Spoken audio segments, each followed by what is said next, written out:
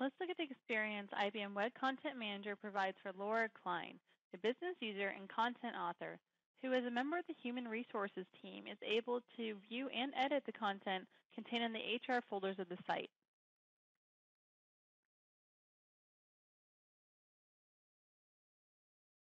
When we visit our site, we're going to go ahead and log in as Laura Klein. And when we log in, we begin to see the site secured and personalized for her. If we go ahead and navigate into the newsroom, we're going to head to the reading room where we'll see the documents that Laura is able to edit.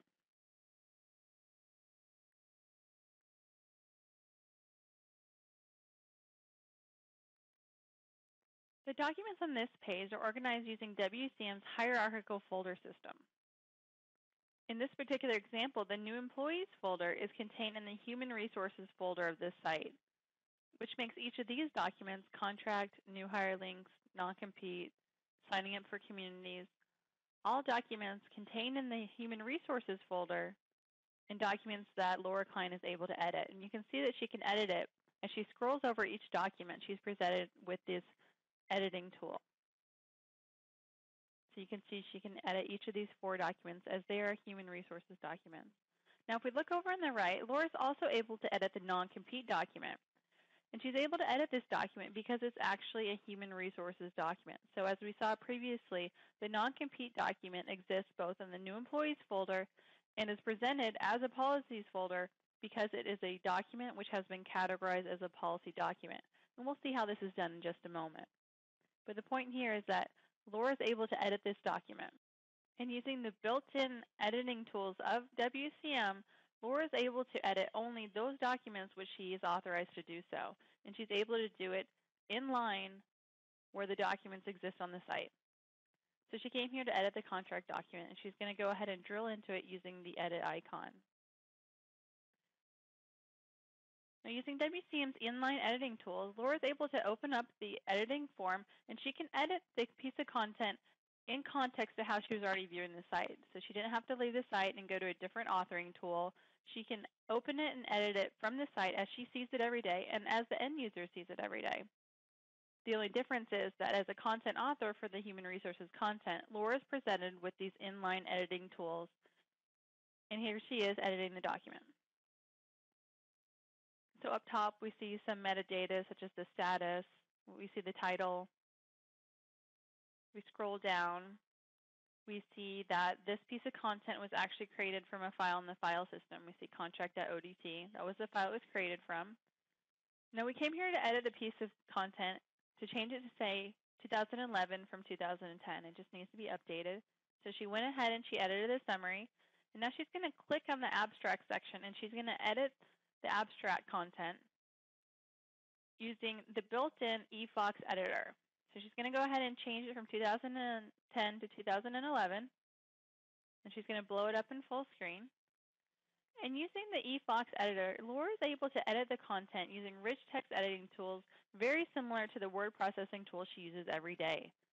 So when she comes in to edit this portion of the content, she can do the things she does every day, such as bolding. She can make the font bigger. She can change the color. Again, all the things she does using the tools that she uses every day. Laura can also import content from a Word document. So in this example, Laura's already created a summary on a Word document on her file system, and she's going to import it here in line into the Ephox editor. So when we compare the documents side by side, so we have the Word document on the file system open, and then we have the piece of content open in Ephox editor, and we look at them side by side, we see that we have the same text, corporate policies, mandate that all new employees, and so on. We see that it has the same font characteristics such as the bolding. We're even able to import the table from Word into Ephox editor and keep that formatting. Now if Laura wants to come in and change the formatting a little bit, she can go ahead and do that.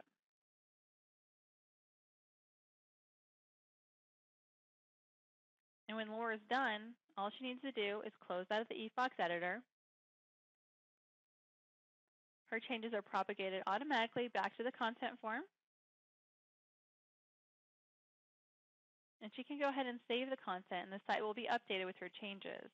But first, she's going to go ahead and categorize this document as a policy document, and this is how the document will appear over in the policy section of the site.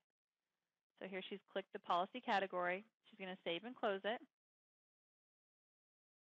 And when we come back to the site, we see it's going to automatically refresh, and we're going to see Laura's changes propagate to the site. So first, if we look at the contract document, we see that 2011 has been updated from 2010. And if we look over on the right, we now see the contract document under the policy section on the right. And again, one more time, this is because Laura just went in, and as she was editing the piece of content, she went ahead and categorized it as a policy document. And so now it appears here. And we can also see her update from 2010 to 2011 is reflected. Now we're going to take a look at the new Launchpad feature of Web Content Manager and see how it allows Laura to easily and quickly access the content and tools that she needs to edit and author content. So if we open up the Create Content section, we see this is the place where Laura is given quick and easy access to the types of content she creates most often and to the File Wizards tool, which allows her to quickly and easily create new content using drag and drop capability.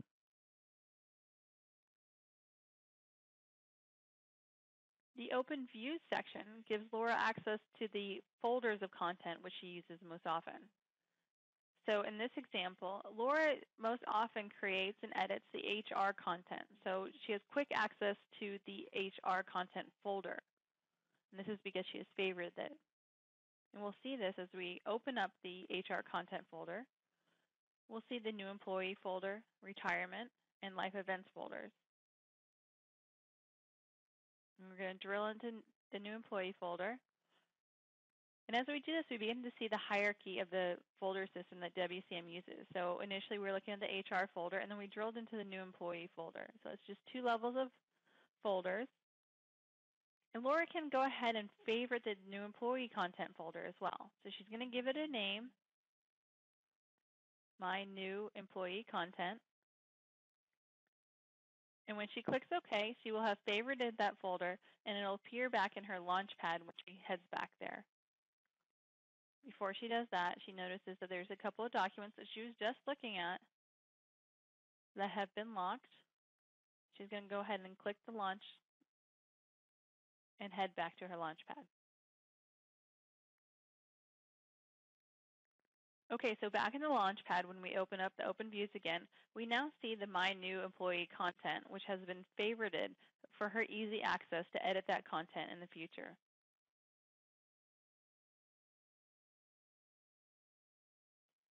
Now, if we look at the web content activity, this is where Laura sees all the recent web content activity. She even has personalized views such as my favorites, my recent items, my drafts, my pending approvals, and she sees the contract document that she just edited now appears at the top of the list. So she sees the documents updated by her, today, and the status is in published. In a moment, we'll see the recent activity after Laura creates a piece of content.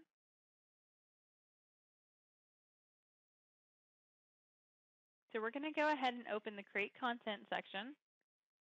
And Laura's going to click on the new Files Wizard, which is a custom component built for her using the WCM APIs to allow her to quickly and easily create content using drag and drop capabilities. Here we see again WCM's hierarchical folder system. We see the same HR folder with the 3 subfolders. We're going to drill into the new employee folder, as this is where Laura is going to create her new piece of content. Today she's creating a new document on health benefits enrollment for new employees. So all Laura does is she opens up her file system, she grabs the PDF document she was interested in creating a piece of content for, she drags it over to the content spot, and we see the confirmation message that her piece of content has been created.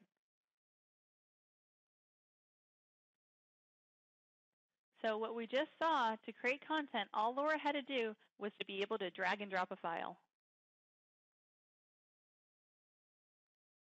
So we're going to head back over to our Launchpad. And if we scroll down to the web content activity, we see her document that she just created a piece of content for.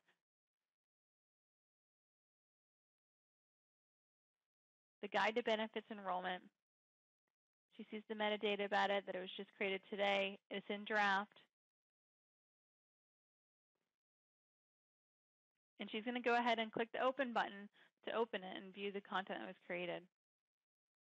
Now she's going to unselect some of the defaults, so all the categories were selected.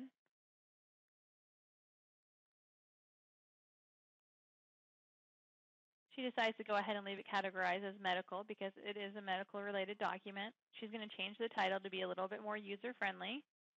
And again, she's going to change the summary. So this is all using the same editing tool that Laura used previously. So we use the same editing form that she used previously for the contract piece of content. And when she's done, she's able to save the document.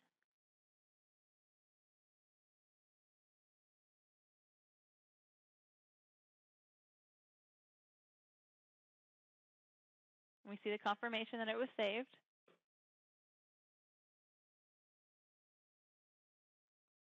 So Laura's going to close out of the authoring tool. And when we come back to our site, we're going to notice that the document actually is not published to the site yet.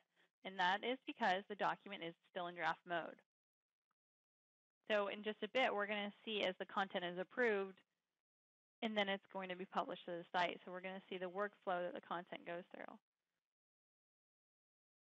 So now we're going to navigate over to the media room, and we're going to see how easy it is for Laura to create the digital asset type of content.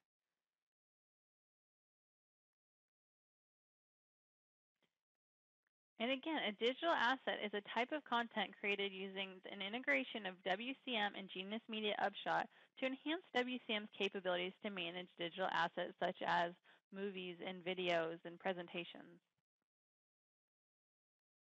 So as we scroll over these documents, we'll see that Laura is presented with a plus button that allows her to create a new piece of content. So Laura's going to come in. She's going to give it a title, WCM plugin. She's going to enter her summary.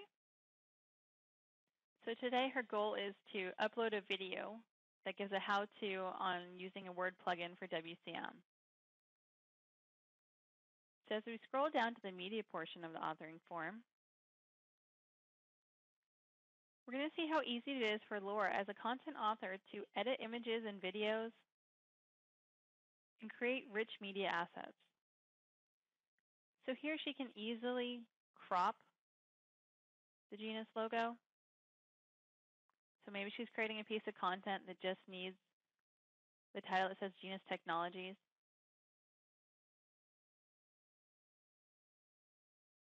She can drag it to make it bigger or smaller.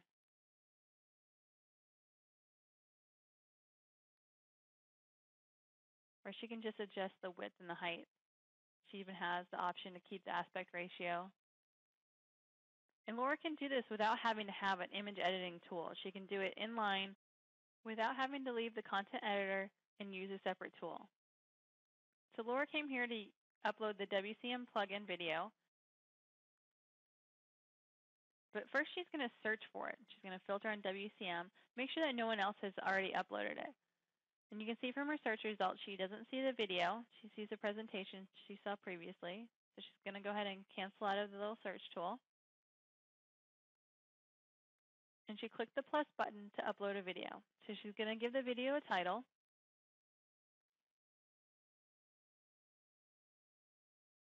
And then she's going to browse her file system to upload the video. So when she clicks the upload video, we're going to watch it as it quickly uploads.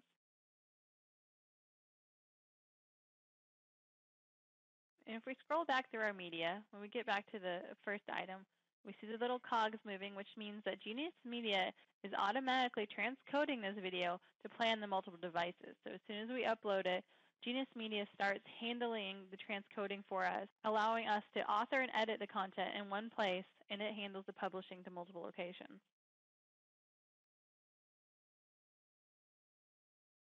So while Laura's waiting for the video to be transcoded, she's going to go ahead and scroll through the existing media and play around with it for a bit. She's going to open up the Exceptional Web Experience video. And let's watch as she can play that video in line in her authoring form.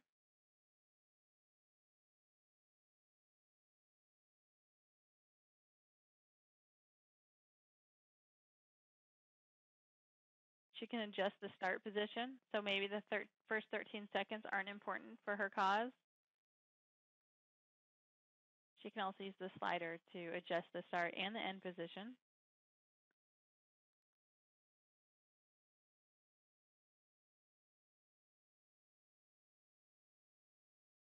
And just like she did with the image, she can adjust the width and the height. And she can do all this without having to use a video editing tool. The video editing capabilities are all provided by Genus Media Upshot. So now as she scrolls back to her WCM plugin video, Laura is able to select that and edit this video just as she did with the Exceptional Web Experience video. So again, Laura can play her video in line. She notices that it's 2 minutes and 14 seconds long. She can use that information to adjust the time that she presents on her site. So she used the slider to adjust the end position.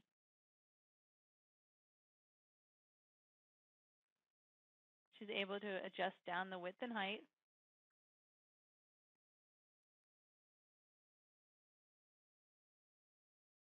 And she can see the results of her work in the authoring form. So Laura doesn't have to be an expert in image editing or video editing. All she has to be able to do is to know what she wants. And then using the tools provided by Genus Media Upshot and WCM, she's able to quickly and easily edit videos and images and create the content that she needs for her site as she wants it.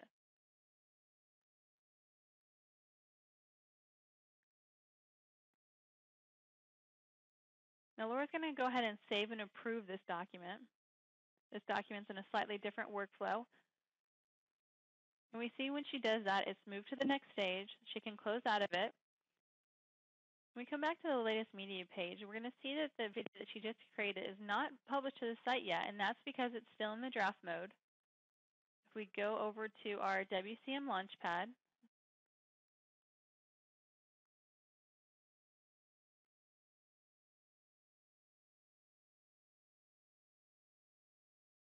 when we look at the web content activity, Laura sees her WCM plugin piece of content that she just created exists there in the draft stage.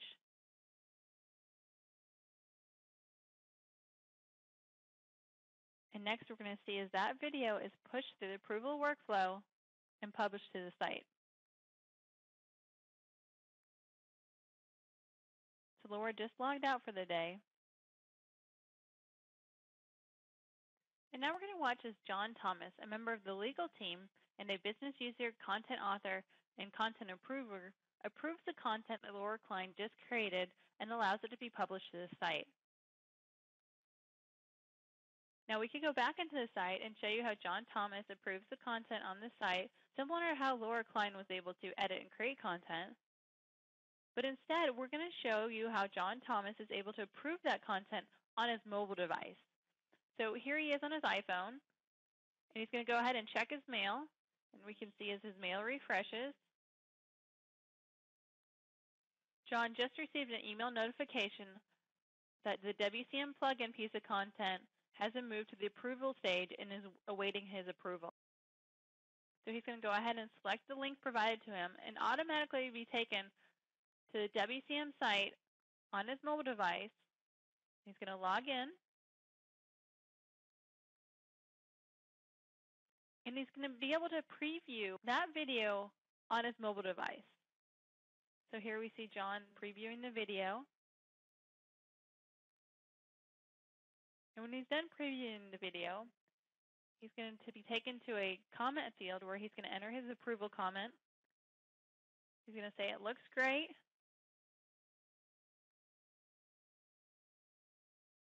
He's going to go ahead and approve the content by simply clicking the OK button. And we see the WCM plugin has been approved. When we go back to the site in a minute, we're going to see the WCM plugin now published on the site with the rest of the media assets. But before we do that, if we take a closer look at his iPhone view, We see that John can also see the documents that require approval. He has a lot of documents to approve still. Those that require validation, which is a way of monitoring content to determine which content has become stale. So in this example, the tech presentation has been published for close to a year and has moved into the validation state, so that John must come in and either delete or reapprove the tech presentation for the site. John can also see the recent items that he's been working on in the content management system. All right, so when we come back to our site, when we scroll down, we now see at the bottom the WCM plugin has been published and is available on the site to the end user. So here we see the WCM plugin authored by Laura Klein, and we can view that video inline just as we did previously with the other videos. We can blow it up to full screen. We can watch it there. And we just saw how easy it was for Laura Klein to create a piece of content using a video, to edit that video, and for John Thomas to come in, preview, and approve that video for the site.